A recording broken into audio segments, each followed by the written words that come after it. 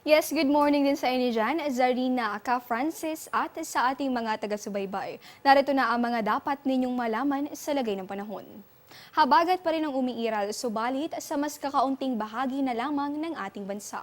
Ayon po sa Pag-asa, dominante pa rin yan, pero dito na lamang sa may northern at sa may bahagi nitong Central Luzon. Gayunman sa may bahagi pa rin nitong Ilocos hanggang sa may rehiyon nitong Cordillera, probinsya ng Zambales at Bataan, inaasahan pa rin natin yung mga katamtaman na mga pag-ulan sa mga susunod na oras. Dito naman sa Mindanao, pati na rin dito sa may Visayas at sa may natitirang bahagi nitong Luzon, kabilang po dyan itong Metro Manila, inaasahan natin itong magandang balita dahil magsisilip na nga si Haring Araw pero posible pa rin yung mga pulupulong pag-ulan o pagkidlat at pagkulog. Kaya naman, huwag kalilimutan magdala ng payong sa inyong mga lakad.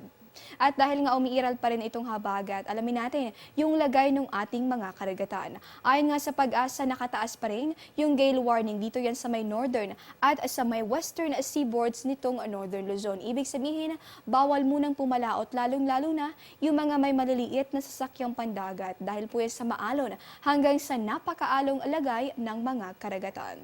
At sa labas naman ng ating boundary, dalawang low pressure area yung ating binabantayan. Una po dyan, itong isa ay namataan sa layong 1,990 kilometers silangan ng Baler sa Aurora. Yung isa pang LPA na mas malayo, huli po yung namataan sa layo namang 2,955 kilometers silangan ng Apari sa Cagayan.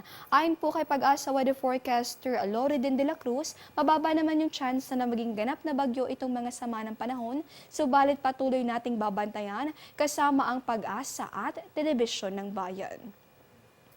At yan po muna ang latest mula rito sa Pag-asa. Ako po si Desiree Jonio, Media ng Bayan.